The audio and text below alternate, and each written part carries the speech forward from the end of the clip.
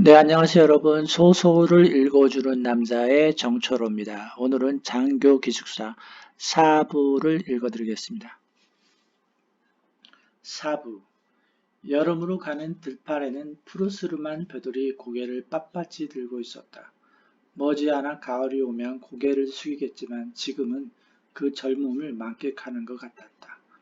지석이도 그 여름의 한가운데에 있었다. 버스가 10여 분을 달려 도착한 곳은 원조 이동 갈비였다. 그 갈비집 주위에는 많은 원조 갈비들이 있었다. 상호만 조금 다를 뿐 모두 다 자기들이 원조라고 우기고 있었다. 총 9명이 오늘 대면식에 참가하는 인원이었다. 강 선배가 있었으면 10명이 되는 건데 뭔가 하나가 부족하다는 느낌이 든 것은 무슨 이유일까? 지석이는 잠시 생각에 잠겼다. 그러나 다 쓸데없는 생각이라고 고개를 저었다. 사단의 교육 같다던 28기 선배 박중희도 오늘 회식에 참가했다. 어느 조직이나 바로 윗기가 가장 껄끄러운 존재였다. 친할 수도 있지만 그만치 멀어질 수도 있는 것이었다. 28기 선배도 기갑장교의 전형적인 몸매를 지니고 있었다. 아담한 키에 다부진 골격을 지닌 전차맨이었다. 그에 비해 지석이 동기들은 조금 달랐다. 지석이는 마른 체격이고 상수는 근육질의 몸매였고 현수는 배가 조금 나온 회사원 스타일이었다. 영수는 얼굴은 프랑켄슈타인처럼 생겼는데 몸매는 둥글둥글했다. 일행 중에 오직 알고 있는 사람은 삼중대장하고 27기인 김선배가 전부였다. 금요일이라 그런지 식당 안은 사람들로 붐볐다. A사단 전차대대인데요. 네, 이쪽으로 오세요. 종업원이 안내하는 곳으로 가니 널찍한 방이 나왔다. 긴 식탁이 있고 방석이 미리 자리에 깔려 있었다. 아줌마, 우선 우동 그릇하고요. 소주 10병만 주세요. 네, 잠시만 기다리세요. 지석이와 동기들은 나란히 삼중대장 앞에 앉아 있었다.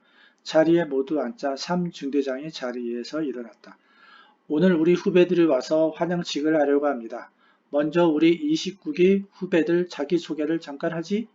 삼중대장의 말이 끝나기가 무섭게 맨 왼쪽에 있는 지석이를 바라보았다. 지석이는 저절로 몸이 일어나지는 것을 느꼈다. 돌격! A사단 전차대대의 자대를 명받은 정지석입니다. 선배님들 뵙게 돼서 영광으로 생각합니다. 부족한 점이 많습니다.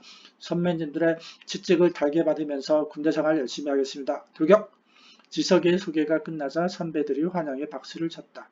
정소희는 장기인가? 오늘 처음 보는 이중대장이 지석이를 쳐다보면서 물어봤다. 아닙니다. 단기입니다. 우리 기갑병과에는 단기가 별로 없는데 어떻게 단기가 기업을 지원했나? 네, 선배님들이 쓰신 얼룩배레버가 너무 좋았습니다. 그래, 어디 학군 다니지? 네, 연희대 학군 다닙니다. 오, 연희대? 기갑이고 연희대면 장기 지원하면 좋을 텐데. 이중대장은 무슨 생각을 하는지 아쉬워하는 눈빛을 지석이에게 보냈다. 지석이는 사주에 정관이 들어있어서 부모님이 지석이가 공무원이 되기를 바라고 있었다. 사실 지석이는 대학 재학 시 고시를 공부한다고 했지만 한 번도 고시를 본 적이 없었다. 마음은 그랬지만 몸이 따라주지 않았기 때문이었다. 한 번뿐인 인생 고시로서 삶을 낭비하고 싶지는 않았기 때문이었다. 맞아. 나 같아도 장기하겠다. 그런 별은 따라온 당상인데. 이중대장 옆에 있던 일중대장이 맞장구를 쳤다. 다음은 상수 차례였다. 돌격! A사단 전차대대 자대 배치를 명받은 김상순입니다. 저는 경북대학 군단을 나왔으며 전국은 체육교육학과입니다. 열심히 군생활 다하겠습니다. 돌격! 체육관에 나도 체육관인데 A사단에 잘 왔다. 환영한다. 3중대장 양대위였다. 양대위의 다부진 체격은 운동을 해서 나온 것이었다. 전투복 속에 숨겨져 있지만 벗으면 멋있는 왕자가 배에 새겨져 있을 만한 양대이였다. 상수 소개가 끝난 후 영수와 현수가 자기 소개를 끝나자 양대위가 우동 그릇에 소주를 붓기 시작했다. 우동 그릇에 소주 2병이 들어가니 소주가 불빛에 찰랑거렸다. 4개의 우동 그릇에 소주가 부어지고 각각 지석이와 동기들 앞에 놓여졌다. 자, 그럼 우리 후배들 선배들한테 인사해야지. 네, 알겠습니다. 우동 그릇에 놓인 소주의 지석이는 자신의 얼굴에 보였다. 비장한 눈빛이 투영되었다. 소주 한 병은 나발을 본 적이 있지만 우동 그릇 원샷은 해본 적이 없는 지석이었다.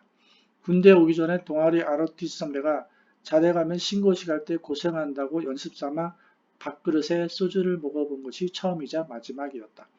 지석이는 숨을 가다듬었다. 숨을 깊이 들이마시고 우동 그릇을 입에 댔다. 아무 생각을 하지 않고 그저 소주를 목구멍에 붓기 시작했다. 비릿한 소주 냄새가 코를 찌르고 차가운 소주가 목구멍을 통과하면서 점점 우동 그릇은 비어지기 시작했다. 30초를 마시자 우동 그릇이 텅텅거리면서 비었다. 그래, 아주 좋았어. 선배들이 이구동성으로 지석이가 술을 다 비자 환호성을 쳤다. 다음은 상수 차례였다. 역시 체육가라 어렵지 않게 비우고 영수도 눈깜짝 할 사이에 비워버렸다.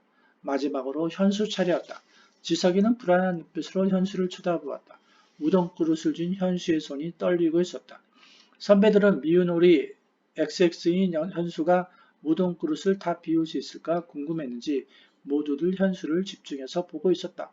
벌컥 벌컥 컥 소주가 현수의 목구멍을 통해서 위장으로 폭포처럼 쏟아졌다. 반쯤 비었는데 갑자기 현수가 입을 막고 화장실로 달려갔다.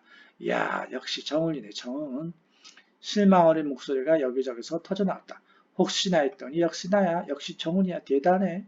지석이와 나머지 동기들은 선배들을 쳐다볼 수가 없었다.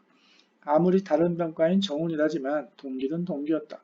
동기가 못하는 것을 차마 눈뜨고 볼 수는 없는 노릇이었다. 한참 분위기가 무르익고 있는데 옆방이 너무 시끄러웠다. 왜 이리 옆방이 시끄러운 거야?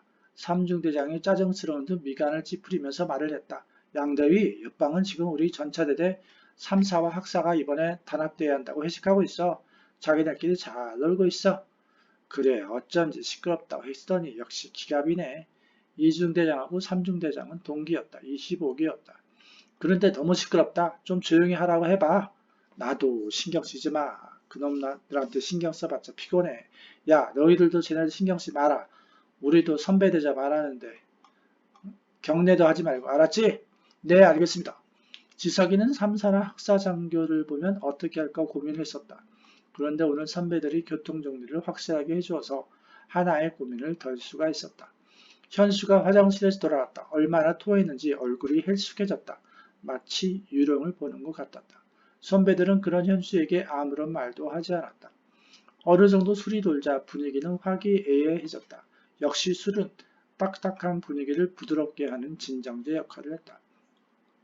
선배들이 지금까지 군대 생활을 하면서의 에피소드를 말하자 지석이와 동기들은 할머니가 옛날 이야기를 하는 것처럼 열심히 경청을 하였다. 소대원들을 어떻게 관리해야 하며 훈련 나갈 때는 무엇을 준비해야 하는지 여러 가지 자기들 영웅담도 하고 그렇게 시간이 흘러 11시가 돼서야 오늘 대면식은 끝났다. 또 하나의 산을 넘은 것이었다. 지석이와 동기들이 장교 기숙사에 도착하니 12시가 다 되어가고 있었다. 장교 기숙사는 2층 건물로서 총 20개의 방이 있었다.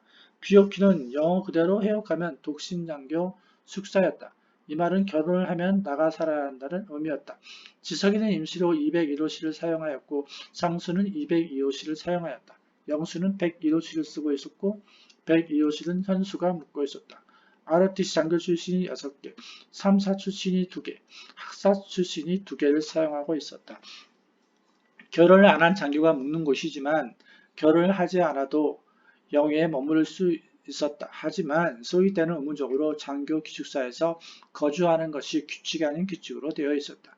지석이에게 있어서 장교 기숙사는 또 하나의 조직이었다. 그 안에서도 상하 관계가 있고 수평 관계도 존재했다. 다행이라면 다행이게 장교 기숙사에는 어느 정도 사생활이 인정이 되어서 독립적인 생활이 가능했다. 다른 사단 같은 경우는 장교 기숙사라 하더라도 장교 숫자에 비해서 방이 모자라서 한 방에 2명씩 거주를 하기도 했지만 A사단 전차대대는 보병과 달리 시설도 현대화되어 있을 뿐만 아니라 방도 여유가 있었다. 총 20개의 방 중에서 절반이 찬 상태였다. 아마도 처음 장교 기숙사를 지을 때 일중대가 따로 영해 중대인 점을 고려 안 한 것도 있을 것이다. 그래서 장교 기숙사의 빈방은 알게 모르게 중대장들의 비밀 아지트가 되어 있는 경우도 있었다. 지석이는 4학년 때 인제에 있는 백두산 부대의 전방 실습을 나갈 때 일이 떠올랐다. 해발고지 1500m에 있는 고지에 있는 소대에 여름에 실습을 나갔었다. 한여름인데도 고지는 눈이 녹지 않아 있었고 사병들은 동복을 입고 있었다.